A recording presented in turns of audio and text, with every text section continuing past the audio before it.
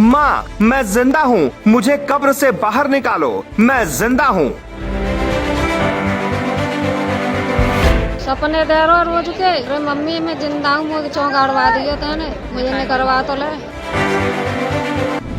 वो बेटा जो मरने के बाद माँ के सपने में आया और बोला, माँ मैं जिंदा हूँ, मुझे कब्र से निकालो। फिर जो हुआ वो देखकर आपके रोंगटे खड़े हो जाएंगे, आपके पूरे शरीर में सिहरन दौड़ जाएगी। क्या कोई शख्स मरने के बाद जिंदा हो सकता है? क्या कोई दूसरी दुनिया में जाने के बाद वापस लौट सकता है? क्या कोई मृतक खुद ये बता सकता है कि मैं जिंदा हूँ, मुझे बचा लो? आप सोच रहे होंगे कि हम ये क्या पूछ रहे हैं, ये क्या बोल रहे हैं, तो आपको बता दें ये हम नहीं, उत्तर प्रदेश का पूरा हाथरस पूछ रहा है, क्योंकि यहाँ एक बेहद ही चौंकाने वाला मामला सामने आया। हाथरस के नगला चौबे इलाके में 29 मई को एक लड़के की सांप के काटने से मौत हो गई थी। 18 साल के युवक को सांप ने डस लिया था, जिसके बाद परिवार के लोग उसे सदर अस्पताल लेकर पहुंचे, लेकिन डॉक्टरों ने उसे मृत घोषित कर दिया। इसके बाद परिवार शव को लेकर कई ओझा और जोगियों के पास भी गया, लेकिन उसकी जिंदगी वापस नहीं लौटी, जिसके बाद परिवार वालों ने लड़के को पोखर में गड्ढा खोदकर दफन कर दिया। 2 दिन तक सब कुछ सामान्य था, लेकिन 2 दिन बाद वो हुआ जिसने पूरे इलाके में दहशत फैला दी। मृतक की मां का दावा है कि घटना के 2 दिन बाद से ही उन्हें सपने में उनका बेटा दिखाई देने लगा था, जो रोज सपने में आकर कहता था, माँ मैं जिंदा हूँ, मुझे कब्र से निकलवा लो। ये सांप न खा लो भैया। अच्छा जी।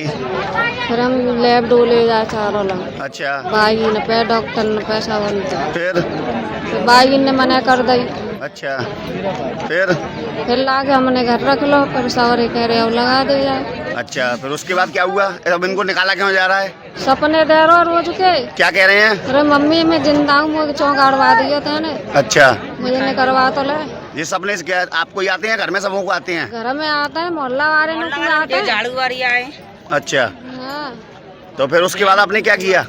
हमारे भैया दिल गवाही ना कही, हम तो कह रहे निकालो चूरा। अच्छा। सिर्फ माँ ही नहीं, पूरे मोहल्ले में आसपास के कई लोगों को मृतक ने सपने में आकर यही कहा कि माँ मैं जिंदा हूँ, मुझे कब्र से निकलवा लो। पूरे मोहल्ले में ये जानकर दहशत फैल गई। इसके बाद आनन फानन में अगले ही दिन प्रशासन की अनुमति से कब्र खोदी गई, लेकिन फिर जो हुआ वो देखकर सब चौंक गए।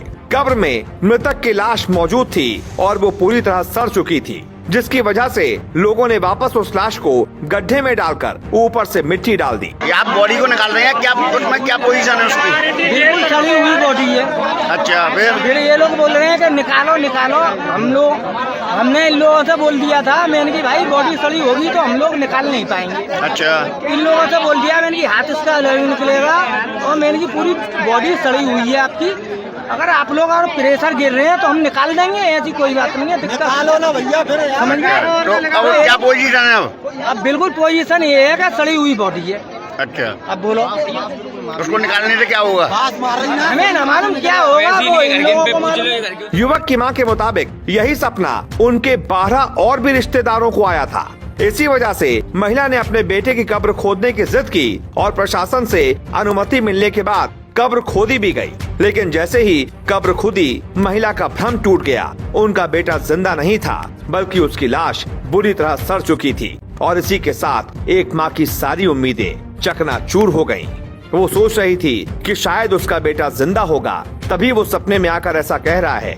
जैसे ही कब्र खुली, माँ की सारी उम्मीदें हमेशा हमेशा के लिए उसी कब्र में दफन हो गईं।